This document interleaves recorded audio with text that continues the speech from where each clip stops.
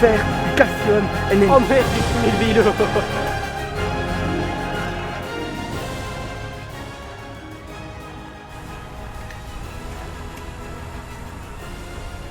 J'arrive enfin à mon but. Ici, la jungle, la nature. Pour plus qu'un, nous sommes enfin perdus. Je dois m'éjecter dans un véhicule qui roule à plus de 100 km/h. Ça va être dur. Oh. Oh. Comme à chaque fois, la chute est dure. Mais il faut se relever, car ici, chaque seconde compte. On y va. Bonjour, je suis Jean Robert, nom de code Joe Slash. J'ai travaillé pour l'armée secrète du Sauget. Et je suis ici dans la forêt amazonienne de Grand Combre pour vous montrer comment survivre dans un milieu hostile. Ouh. aujourd'hui, je vais vous montrer comment trouver de l'eau ou encore à boire. Et des fois mieux, dans ces contrées, fort reculées, des gens laissent parfois des bouteilles d'ice tea. Venez voir, rapprochez. Attention, l'eau est froide, vous pourriez risquer l'hydrocution. Oh, quel beau spécimen. Aujourd'hui, nous avons de la chance. Nous avons enfin trouvé de quoi survivre. Allez, on retourne au campement. Pour survivre dans cette jungle humide, et bien sûr très froide, il faut bien sûr se faire un feu. Et le mien, il y a juste de s'éteindre. Et je vais vous montrer comment, avec 2 cailloux, on peut allumer un feu. Parfois, ça peut mettre plusieurs heures. Et certains hommes pètent littéralement un câble et se suicident à coups de pelle. Le petit clic-clic que font les cailloux est très représentatif de l'étincelle qui peut s'émaner. La puissance est égale à 3 Nm. Ça marche pas. Au cas où, si ça marche pas, vous devez vous enfuir et courir pour chauffer votre température corporelle. Là, nous allons enfin retrouver un refuge, car ici, des hyènes et des fois des licornes sauvages apparaissent. Et j'ai pas envie de traîner ici quand un lynx me bouffera. Maintenant, nous devons trouver des vivres et aussi du bois pour se chauffer.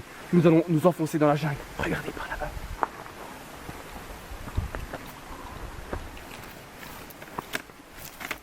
Des fois, c'est un peu abrupt. Nous avons du mal à traverser. Regardez toutes ces hautes herbes et le précipice ici d'au moins 50 cm. On dirait peu, mais si on tombe là-dedans, des crocodiles ou même des caïmans ou des piranhas pourraient nous manger. Vite!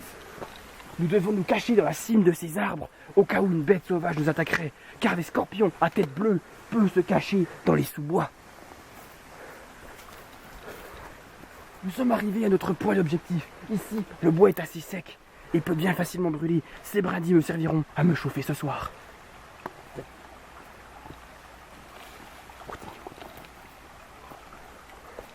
Oh, j'ai failli me péter la gueule. C'était moi une. Oh, regardez, ceci est très intéressant.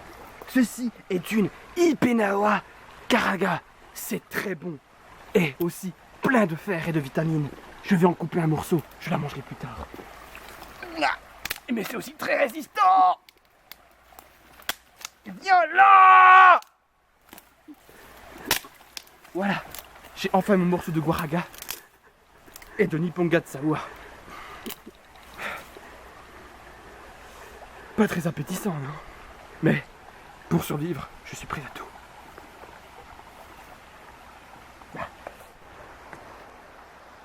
Ici, nous pouvons voir un phénomène naturel qui n'est pas très rare dans les forêts amazoniennes de Melbourne. Regardez par là. La cime des arbres laisse place au soleil et bien sûr aux rayons UV qui font pousser des mets délicieux comme des céréales ou des baies riches en calories. Regardez par ici. Du blé sauvage. Ceci est un bon complément de fibres et aussi de sucre lent. Que c'est bon! Et en plus d'être délicieux, on peut l'agrémenter de cette petite fleur violette dont j'oubliais le nom, mais que je sais que les forces spéciales m'ont appris à manger en cas de déshydratation et de diarrhée. Ceci est très intéressant. Dans ces forêts fort reculées, des fois l'homme y met le pied. Et regardez ainsi. Quelqu'un a abandonné son vélo, sûrement cassé. Je vois d'où vient le problème. Avec ce bout de bois, je pourrais le réparer. Regardez, le problème est très simple. C'est ici que la chaîne était à peine bloquée. Si je trifouille, voilà, il est bientôt. Maintenant, il est d'usage. Hop. On va le tester. Et grâce à ça, peut-être que je retrouverai la civilisation et que je ne mourrai pas. Attention, moment de vérité. Ça marche! Ici, je vais pouvoir installer mon campement, car comme vous le savez, ici je suis à l'abri de tous les animaux sauvages et des prédateurs. Regardez bien ici. Nous avons des branches et bien sûr des pommes de pin partout par terre. Ceci est de la nourriture. Oh! Et regardez, des chevreuils. Si j'avais un fusil ou encore un arc que je pourrais me fabriquer avec 2 bouts de bois, j'aurais pu les manger. Mais là, le temps nous prête. C'est dur de survivre. J'en perds mon souffle. Allez, on va construire la cabane. Nous voyons ici un point d'eau avec une cascade. Ici, nous pouvons trouver des saumons et des fruits. Je dois donc sauter comme une cascade. Je vais enlever mes habits et sauter. Dans ces zones éclairées, c'est souvent qu'on peut trouver des baies et des fruits rouges.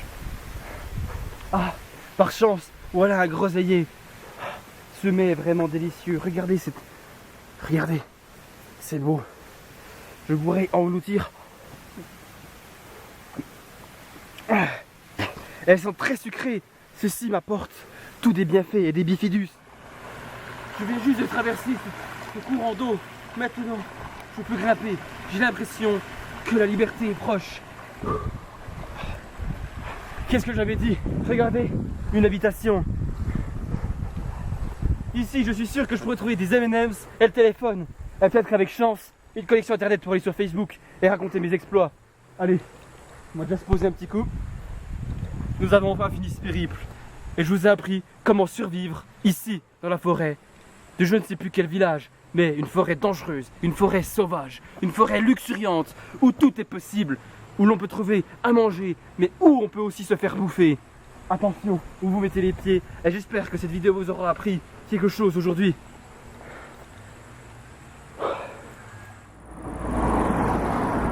Les autochtones de la maison précédente m'ont indiqué et même amené jusqu'à la civilisation. Maintenant je suis sauvé. Et vous voyez là-bas, je vais me payer un putain de gros croissant. Ah.